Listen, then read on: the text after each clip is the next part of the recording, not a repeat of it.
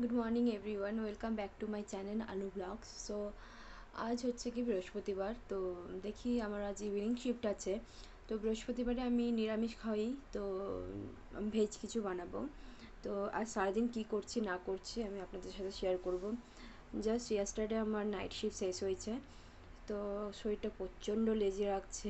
প্রায় 10টা বেজে গেছে, তো আমাকে খাওয়ারও বানাতে হবে। তো দেখতে থাকুন, সঙ্গে থাকুন। তো আজ আমি বানাবো কর্ণাটকা স্টাইল রাইস ভাত।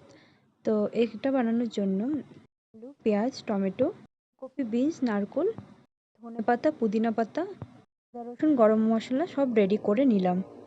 তারপরে একটি প্রেসার কুকারের মধ্যে কিছুটা তেল দিয়ে সব সবজিগুলোকে রোস্ট করে নিলাম। সো প্রথমেই টমেটো, নারকোল, এরপরে হচ্ছে পেঁয়াজ, ধনেপাতা, পুদিনা পাতা, আদা, রসুন এই সব কিছু দিয়ে ভালো মতন রোস্ট করে নিলাম। সো দেখতেই পাচ্ছেন সব কিছু দেওয়া হয়ে গেছে। শেষে হচ্ছে গিয়ে কাঁচা লঙ্কা আর শুকনো লঙ্কা অ্যাড করে দিলাম। ঝালটা আপনার স্বাদ অনুসারে। আমি একটু ঝাল খেতে বেশ ভালোই বাসি বলে আমি একটু ঝালটা দিলাম, কারণ ঝালটা দিলে বেশি ভালো খেতে হয়। সো এরপরে সব রোস্ট করে নেওয়ার পর গ্রাইন্ডারের মধ্যে দিয়ে ভালো মতন পেস্ট করে নিলাম, যাতে একেবারে মিহি হয়ে যায়।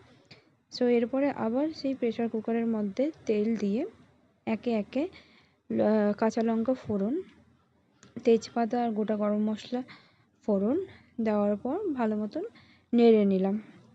সো যতক্ষণ না বেশ ভালো মতন গরম হয়ে আসছে, এরপরে একটু ফুলকপি কেটে রাখা, আলু আর সবজির মধ্যে ছিল টমেটো আর বিনস, এগুলোকে সব একসাথে দিয়ে অ্যাড করে আর পেঁয়াজটাকেও অ্যাড করে দিলাম। নিয়ে এরপরে হচ্ছে কি ভালো মতন নাড়িয়ে নিলাম যাতে নিচে লেগে না যায়, যেহেতু আমি আর এটা পরিষ্কার করিনি বলে লেগে যাচ্ছিলো বারবার। সো এরপরে হচ্ছে হলুদ আর লবণ পরিমাণ মতন দিয়ে ভালো মতন নাড়িয়ে নিলাম। তারপরে হচ্ছে কি যে বেটে রাখা পেস্টটাকে প্রেসার কুকারের মধ্যে অ্যাড করে দিলাম।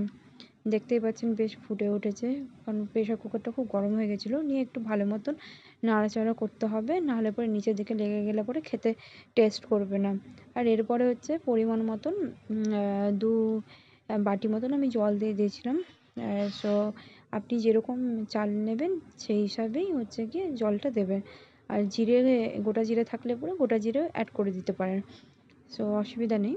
তো এরপরে ভালো মতো নেড়ে চেড়ে নিয়ে লাস্টে হচ্ছে গিয়ে পুদিনা পাতা আর ধনেপাতা থাকলে পরে ধনেপাতা দিয়ে প্রেসার কুকারের ঢাকনাটা লাগিয়ে দিয়ে 3 থেকে 4টে সিটি মতন দিলেই তৈরি হয়ে যাবে আপনার কর্ণাটকা স্টাইলে রাইস ভাত। তো এটা এখানে ব্রেকফাস্টের জন্য বানাই, কিংবা নাইটেও আপনি খেতে পারেন, খুব খেতে ভালো লাগে।